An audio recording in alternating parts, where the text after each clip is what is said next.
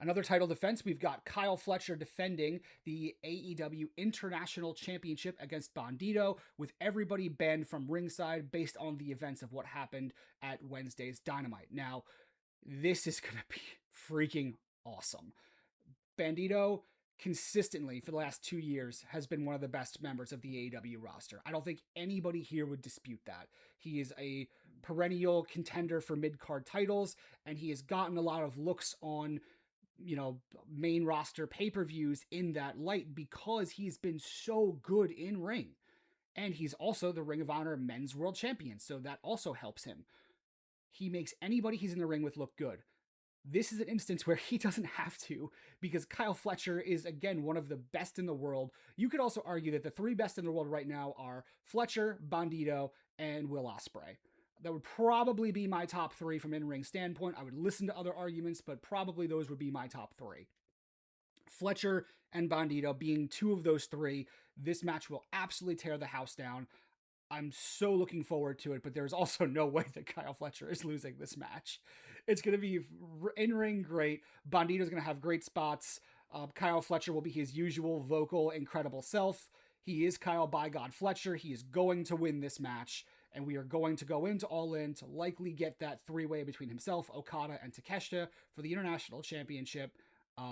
We'll probably get more to build the feud with Kevin Knight that's been bubbling under the surface. But this could be an area where post-match we get some Takeshita or Okada involvement, because neither of those men are involved in this card, which is a little bit surprising when you think about it. Some of the names that are off this card. You have no Kazuchika Okada. You have no Swerve Strickland. You have no Konosuke Takeshita. There's a very prominent names that are not here. There's no Mercedes Moné. So there's really some high-level talent that is not being featured here for one reason or another. And we'll touch on the Swerve aspect on this as we finish up here. But overall, this will be the match that I am arguably looking forward to the most on this card. I think from an in-ring standpoint, it will probably be the best match we see. So this is the one I can't wait the most for. So Kyle Fletcher retains in what should be really the show stealer match of Redemption. Now we move to the opposite side of the spectrum. And on that opposite side of the spectrum, we have the Painmaker Chris Jericho in a no-holds-barred match taking on Tommaso Ciampa. And Jericho will be looking to get his win back from Beach Break when Ciampa ended up taking him out and beating him and then bloodying him and decimating him after the fact. So this to me feels very, very logical in where we're going. There's no way. First, I don't know that the Painmaker on AEW has ever lost. I feel like it's a very protected character, and I feel like that's not going to necessarily change here because Jericho is trying to get his win back from Ciampa.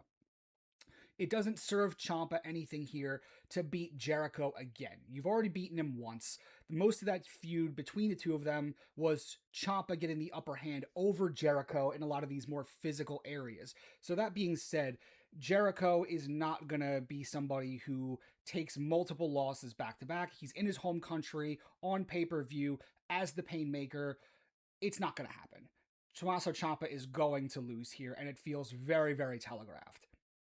Now, Ciampa has been great in his 6 months in AEW so far. He has put on, so many exceptional matches for everybody from Darby Allin to Kyle Fletcher to Speedball Mike Bailey to everybody he's been in the ring with. He has done a great job with. But he is not going to win this match. And I think this is where this feud dies. At least I hope it is, because I really don't want to see Ciampa be used on All In another gimmick match against Chris Jericho. I feel like we can do better than that. I don't want to see that. So let's wrap this feud up. Let's give Chris Jericho his win back because we know that's going to occur. So Painmaker goes over here. The question will be is, in this no-holds-barred match, what are we going to get? What kind of weapons and brutality will we see in this match? We've seen Chris Jericho go as far as to work with a guy like Nick Gage and use light tubes and things like that in that match. This was granted several years ago, but I don't think it's outside of the realm of possibility that we see some very unexpected violence in this match. So To me, that's the only reason you use the Painmaker character at all, is to go a bit over the top in terms of the weaponry and physicality and violence that comes down in this match. And I think that's what we see here. Jericho wins. We're gonna see some very, very violent spots, and hopefully that will put a bookend in this feud. Both guys can move on to something else. I'm not sure exactly what either of them moves on to. Maybe Tommaso Ciampa could challenge Andrade for the national championship, provided Andrade wins that match. We'll see. But either way, I think we get Jericho winning here. Speaking of Andrade, he will be challenging the AEW national champion Mark Davis on this show for that championship. And this also feels pretty telegraphed unless we're getting Don Callis family interference or MJF interference. I'm not sure that we are getting the former. We could get the latter.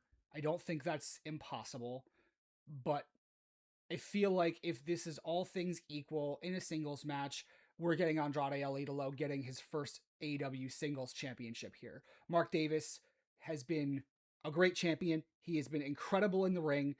If there is a guy who I could say was the most improved out of anybody on the roster on the men's side in the last 18 months, it's Mark Davis. He has gone from a guy that has been a tag team specialist and really, I would say, the Marty Jannetty of his tag team, if only because Kyle Fletcher is the Shawn Michaels of that tag team. But put that aside, he has long graduated from that. He has had so many good matches with everybody from John Moxley to Speedball Mike Bailey. Everybody he's been in the ring with, he has been so good, working with. And he was rewarded very handsomely with the national championship, well deserved win. He's been booked very strongly as the national champion. He hasn't really needed, Don Callis family help to retain that championship. They've done a good job with him. I would love to see him have a little bit longer of a reign. And maybe we get that, because I think ultimately where we go at All In is MJF versus Andrade. But I don't know if he comes back here or if he comes back on the post redemption Dynamite to beat up Andrade or come at Andrade during his championship celebration. Obviously, they keep featuring Andrade holding MJF's Dynamite Diamond ring, so they're keeping MJF fresh in our minds despite the fact that he is not here and not on this card. Another guy who's a prominent name that's out, worth noting, but Tony Khan addressed that one, saying MJF has been dealing with some major injuries this year and deserves time off to work through them. I wholeheartedly agree. MJF is, more than deserving of whatever time off he needs. He is so good when he's there that having a month or two off here or there, totally fine. I get it. It honestly almost makes MJF seem like a bigger deal if he is not there week in, week out. So that makes sense to me. So I'm going to say here that Mark Davis drops the national championship to Andrade, because we do have a lot of retention on the show as well. Fletcher's retaining, Cage and Cope are retaining. There's a lot of, championships that aren't going anywhere. So this, I feel like, one, it makes sense to switch. And it would also give MJF a title match at All In if we go that route. So Mark Davis versus Andrade El Idolo. I'm calling Mark Davis loses the championship to Andrade, and we have a new national champion in Andrade El Idolo. For the women's championship, we have Tekla taking on Willow Nightingale. This comes from Willow winning the Casino Gauntlet match several weeks ago to earn her number one contendership against Tekla for the women's championship. I don't love this. I understand what they're doing here. I really do. They needed a match of prominence on the women's side for redemption leading into All In, where we're supposed to have Mercedes Moné challenge the AEW Women's World Champion. And the concern is you don't want to run a heel versus heel match at All In. I get the dynamic and why that makes sense. But that's why you don't book Mercedes Moné to win back-to-back Owen tournaments. I will die on that particular hill that the women's Owen was an absolute mess this year. And I know they're trying to make the best of it given Tony and Willow's absence from those brackets. But I don't love what they've done. I would have rather have seen maybe they put Mercedes put her Owen number one contendership up against Willow and have Willow lose it, and then Willow defeat Tekla at All In with a more significant build, or even have that be, that match end in, let's say they ran Mercedes versus Willow here for the number one contendership. Tekla gets involved, lays out both women at the end of it for some reason, or we get a no contest for some, other reason. Maybe they both knock each other out. That means they both end up going to All In to face Tekla. I think that would have made more sense. I don't like what we're getting here because the story that they're telling us, and they told us on Dynamite that they're doing this, is that Willow, this is her dream where she's climbing and fighting and scratching and clawing to get her dream of being the AEW Women's World Champion. The problem is she has been back from injury for precisely 3 weeks. So there has been precisely 3 weeks worth of build for this quote unquote dream. She was off TV for between 6 weeks to 2 months before that because she had to relinquish her AEW TBS championship due to injury. And before that, she was billed as the comeback killer, beating up everybody from Camille to Sheeta to any other returning superstars who were coming after her TBS championship at the time.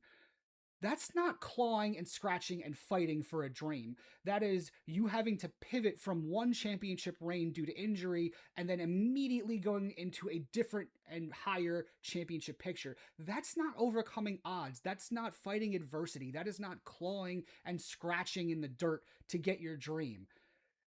This is, again, I said it on the review of Dynamite. This feels like we are being told a story rather than being shown a story. And to me, that's why I don't buy it. We've seen, on Will Ospreay's end, for example, that is a story where someone has had to fight and scratch and claw, where he had the neck injury that took him out for so long. He failed last year in the Owen against Hangman Page. He failed against Jon Moxley for the Continental title and had to join the Death Riders to level himself up to be a real world heavyweight championship contender. That is a story. That is a story told over 12 to 18 months of how a guy needed to improve and fight and dig deep to get to the level he needed to be at to reach his dream. We aren't getting that here with Willow Nightingale. We're getting 3 weeks of a build where she won number one contendership and has said, "This is my dream." That's it. So I don't like it. And that is not just my bias for Tekla coming out. Yes, I unabashedly love Tekla and think she's been great in her role as number one Stardom hater / Lady Brian Pillman as women's championship, as the women's champion. No question about it. She has been incredible and I think deserves every single flower you want to give her. And there's no way she shouldn't be at the main event of All In. She has earned it. But given the fact that it's a heel versus heel match they would have to do between herself and Mercedes, given the fact that they clearly want to make Willow's dream happen here, given the fact that the Sisters of Sin and Tekla in the Triangle of Madness just won the Artist of Stardom Trios Championship, I don't see any way that happens. So, much to my chagrin, Willow Nightingale is going to win the AEW Women's World Championship here. I don't know if it's going to be Mercedes getting involved and maybe her interference backfiring, allowing Willow to win. I don't know what's going to happen there. I do think Mercedes shows up in some capacity, even if it's just on the ramp post-match to sort of glower at Willow and so everybody can see the match graphic of what's going to be announced for All In. But it's going to happen in some way. Willow is going to win. We're going to see Mercedes. I'm not going to love it. I wish I could be more positive about that. The match itself, I'm sure, will be very good. Willow is, it's not that she's not deserving of a Women's World Championship run. She is. I would just rather see it be something that we build to organically, and we haven't gotten there. We haven't done it. So, that's where we are. It's going to be Willow that takes the championship off of Tekla here. We're going to get Willow versus Mercedes at All In. I assume Tekla will be involved in the Triangle of Madness, defending the Stardom Championships against maybe Kairi Sane, Starlight Kid, and maybe Micah or somebody else from Stardom that comes over. I'm not certain. But to me, that feels like the direction we're headed in. It's it's not what I was hoping for, and I think Tekla deserved better based on the quality of her run and her specifically her work as AEW Women's World Championship ever since winning it from Statlander. Now, main event time. Kenny Omega defends the men's World Heavyweight Championship in his home country against TNT champion Kevin Knight. I also don't love this.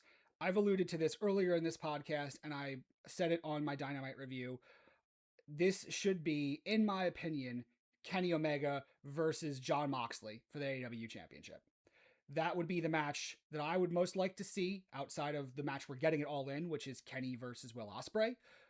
It is the match I think that would be the best economic driver for this pay-per-view. I think it would sell a ton of tickets in Canada. I think it would be great for pay-per-view buys. I think it would be, a great story vehicle because, again, I mentioned this on the Dynamite review, but it bears repeating.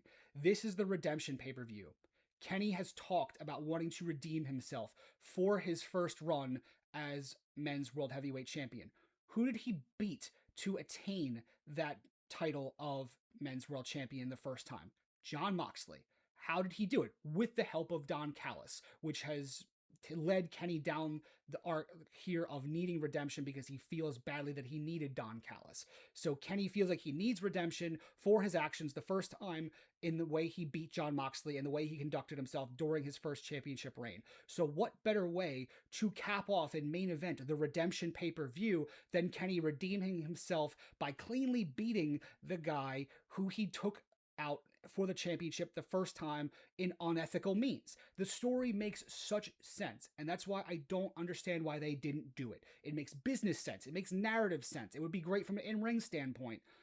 I don't get it, especially when this is the alternative. And this, again, this is not a knock on Kevin Knight.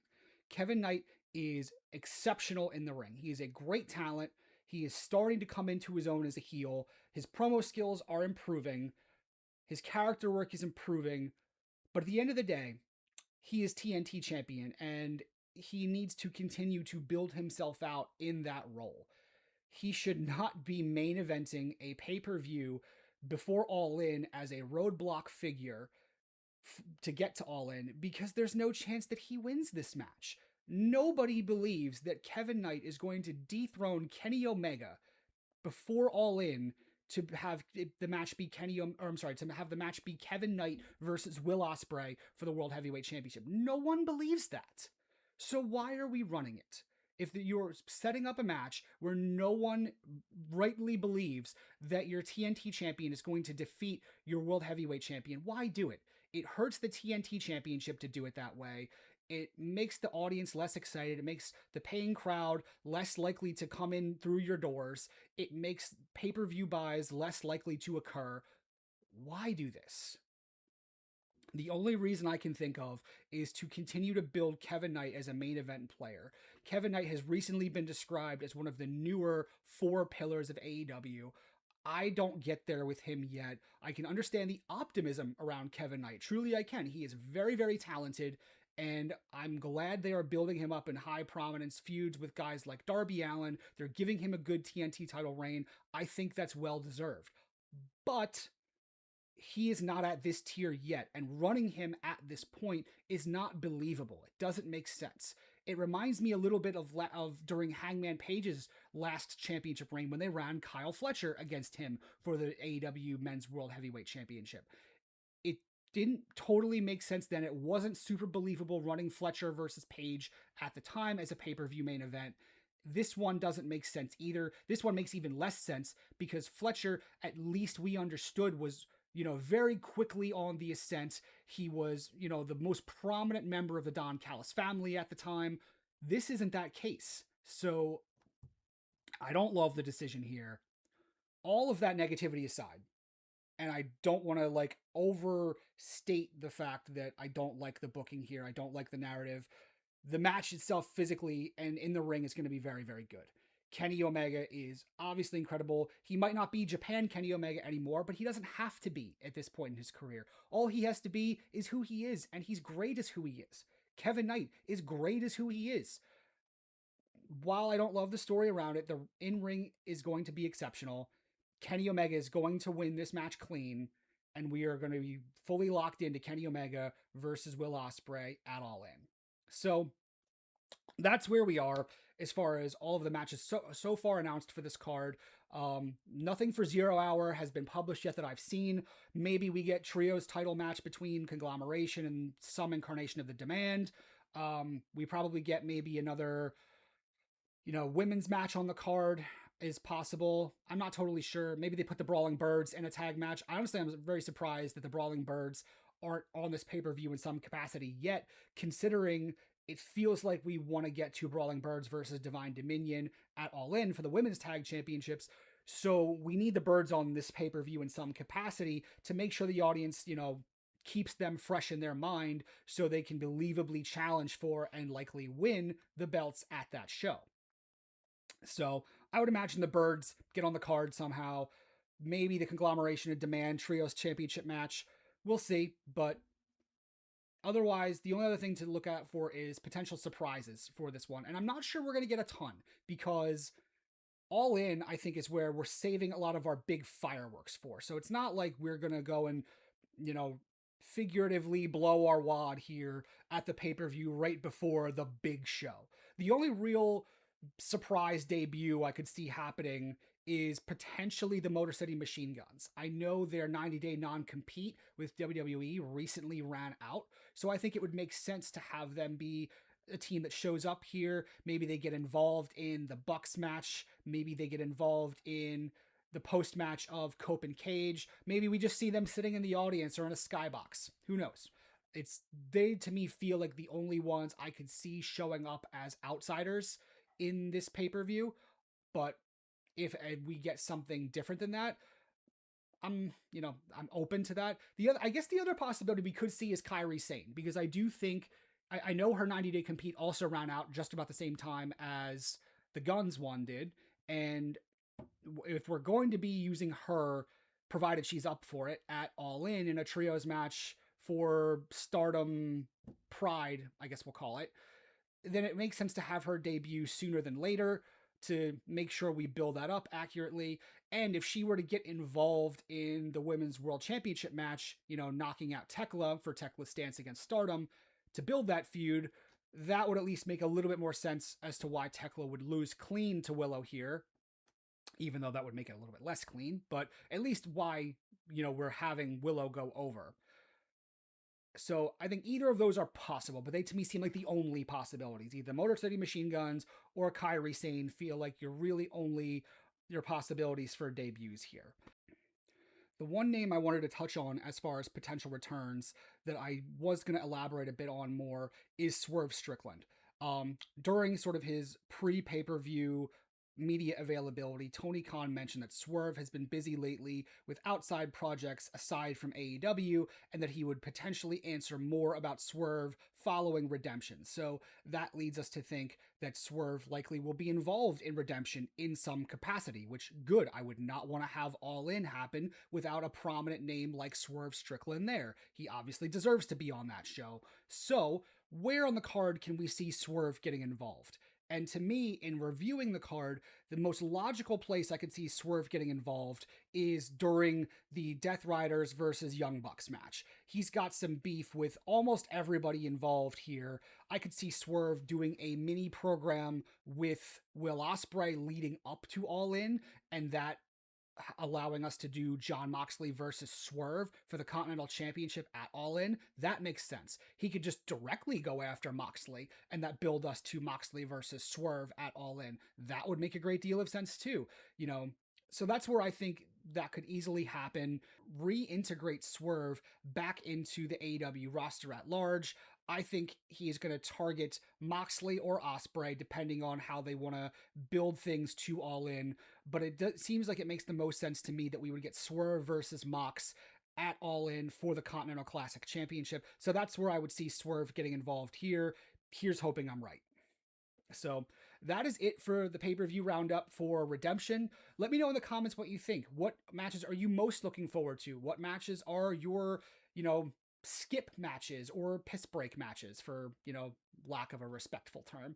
What returns would you be really excited for that I haven't thought of that are possible? Let me know in the comments what you think. again, thank you so much for checking out the pay-per-view preview. I really appreciate you guys stopping by the channel. Please subscribe if you're able to. Really would appreciate it. I want to keep doing AEW content for all of you for as long as humanly possible. No plan on the train stopping anytime soon. So my next plan is following the show. I will likely have a review of Redemption up sometime Monday, ideally around early afternoon, but I'll get these up as soon as possible. Thank you again for watching. I'm Christian for Duality of Wrestling. See you Monday for the review and enjoy Redemption.